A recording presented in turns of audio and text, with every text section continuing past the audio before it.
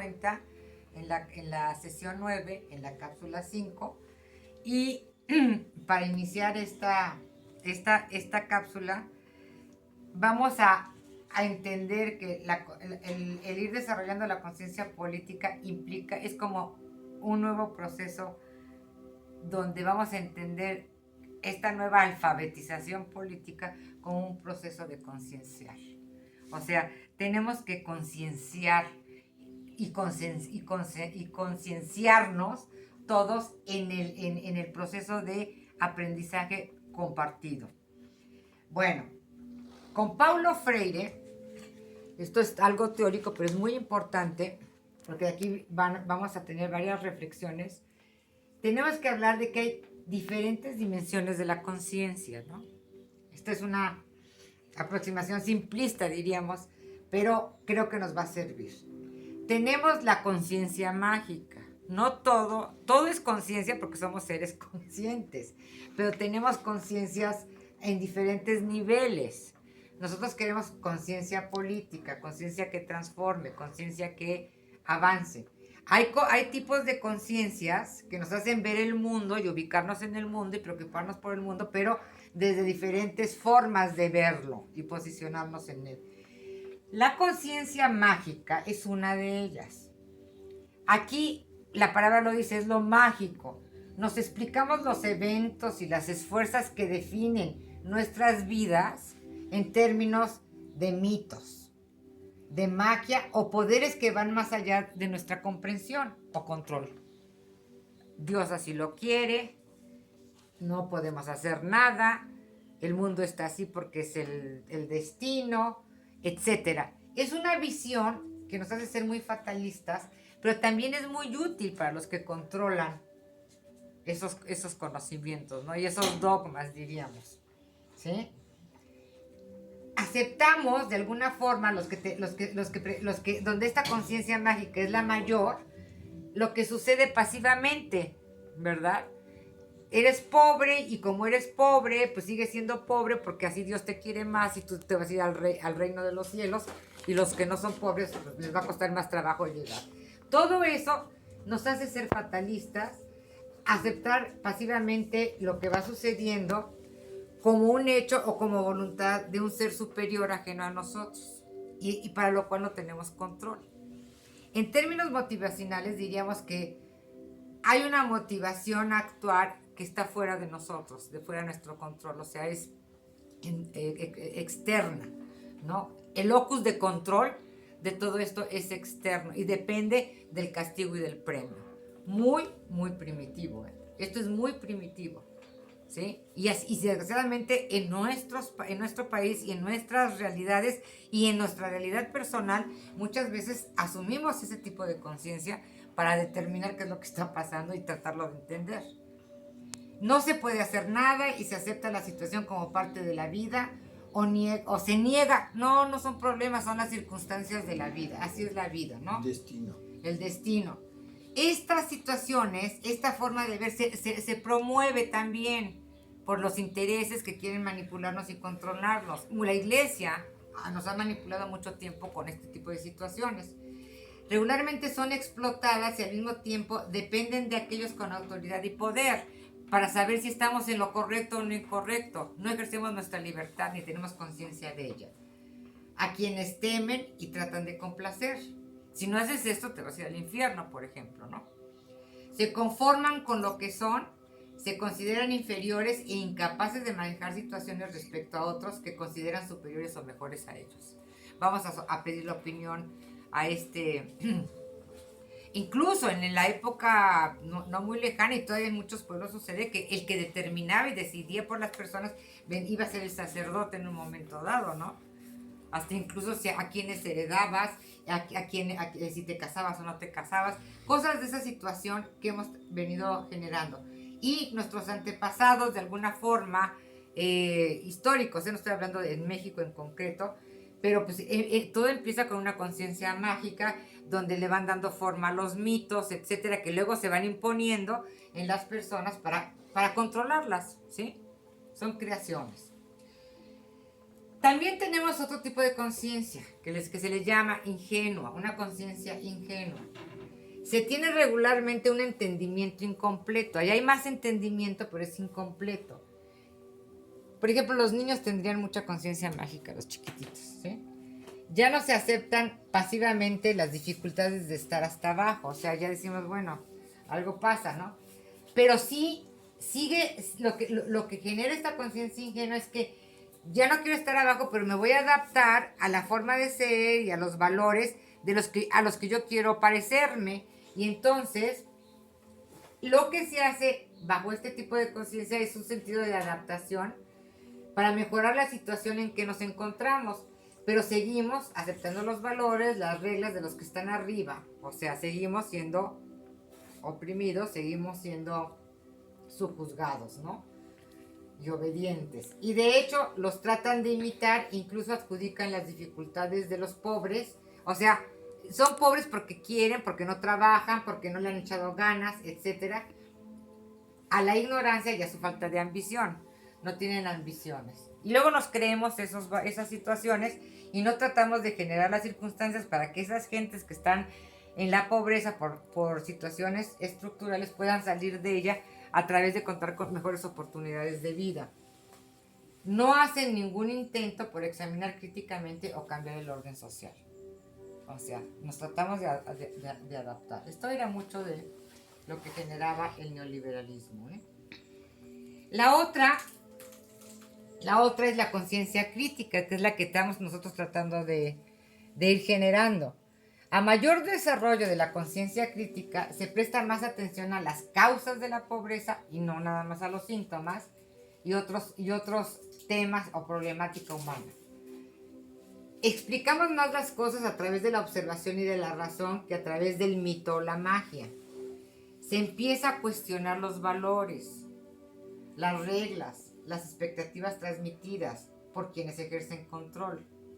O sea, los medios de comunicación nos imponen valores, reglas y expectativas. Y nosotros no las cuestionamos, las aceptamos, nos adaptamos a ellas y las deseamos, ¿sí? Es una conciencia ingenua, ¿sí? Y la utilizan para controlarnos.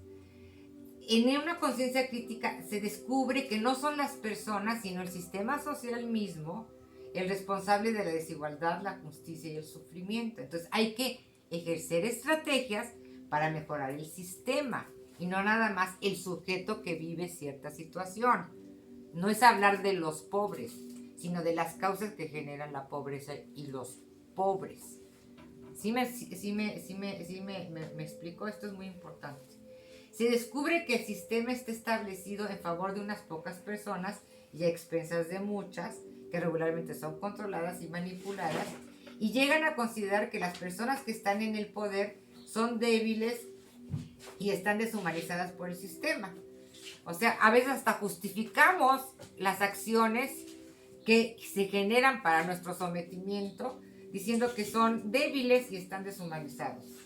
Se dan cuenta de que solo cambiando las normas y procedimientos de la sociedad organizada se pueden corregir las más serias enfermedades, tanto de ricos como de pobres. Aquí todos nos tenemos que volver a educar. No podemos educar a unos sin educar a los otros. Es un esfuerzo conjunto. Se sienten mejores consigo mismos, los que somos críticos, asumimos un nuevo orgullo frente a sus orígenes, aunque a veces nos sentimos frustrados y enojados, y somos autocríticos y reflexivos, ¿no? Nos desesperamos y todo, pero sí estamos tratando de analizar, por eso no tenemos que irnos a las polaridades, porque eso genera la otra conciencia. Y que hay mucho de eso. Cuando hay frustración en una criticidad que no se encuentra la forma de actuar, ¿verdad? Se puede pasar a la conciencia fanática. Y esa conciencia fanática es el extremo. Tanto de la derecha, que ahora nos decimos a conservadores, como de la izquierda, el extremo, los fundamentalismos. Más allá de la razón, ya no hay razones que entren, ya no hay argumentos, ¿no? Es una lucha y eso está mal. O sea, no vamos a poder ser críticos si también nos dejamos llevar por esa... Todos los seres humanos podemos caer en las cuatro. No es que tengan una nada más, sino hay circunstancias que nos hacen involucrarnos. El chiste es que el peso de esas conciencias, que sea más la crítica que la conciencia fanática y que nos demos cuenta que la tenemos para no caer en esos extremos, ¿no? Es fácil caer, somos seres humanos y cometemos esos errores. Una persona o grupo con conciencia fanática rechaza completamente a los que están en el poder, o los conservadores, por ejemplo, los de izquierda, y los de izquierda los conservadores, ¿no? Si llegaran a estar en el poder, rechazan todo, y por eso no llegan a negociaciones en los congresos. Se pelean y rechazan. Son es la negación. radicales. Radical la negación, sin pensamiento, sin nada más. No, porque es no. Y porque yo soy de este, y eso es fanatismo. Hay mucha conciencia fanática en nuestro congreso. Mucha. Y en nuestros partidos. ¿Sí? En todos. Incluyendo Morena. No, claro. Hay conciencia, hay los grupos, hay muchos grupos con conciencia fanática dentro de Morena, ¿no? Que tenemos que estar conscientes. Y eso no nos va a llevar a nada, ¿eh? A nada. Frecuentemente vuelven a adoptar las costumbres tradicionales en el vestir y en las creencias. Bueno, se asumen, esos ya en el Islam, por ejemplo, la conciencia fanática pues hizo que las mujeres volvieran a ponerse, se cubrieran la cara, etcétera, ¿no? Su actitud es generalmente destructiva. Fíjense, destruye esta actitud, esta conciencia fanática destruye, y sus opiniones tienden a ser rígidas e inflexibles, cerradas, y el mundo es abierto. Si tenemos una visión de cambio y de mejor país, es plural. Y tenemos que saber trabajar con diferencias y saber negociar. No todo es rojo, no todo es blanco, claro. Sino hay matices. Hay matices. Y tenemos que. Y son válidos, ¿no? Claro, esa es la vida. Vean, voltean y vean los colores, vean los árboles, vean los tamaños, vean los animales. Todo, ¿no? Entonces no queramos hacer mundos sin color. Sin color. Sí, es colorido y así debemos de entenderlo. Sus acciones parecen provenir más de sus emociones que de la comprensión, ¿no? Del coraje, del enojo, de la lucha. Son viscerales. ¿No? Viscerales. Más que aprender y comunicarse con otras personas como iguales, se tiende a repetir las doctrinas tradicionales de sus populares aunque poderosos líderes. Entonces nada repite los discursos de otros. De Marx, por ejemplo, aunque su realidad haya cosas que digo que son muy valiosas en este momento, hay otras cosas que nada más fueron dichas porque eran en su época, en su momento histórico, ¿no? Pero nosotros las queremos hacer verdades universales y verdades para toda época, ¿eh? No son autocríticos ni pensadores independientes. Esa es la tristeza.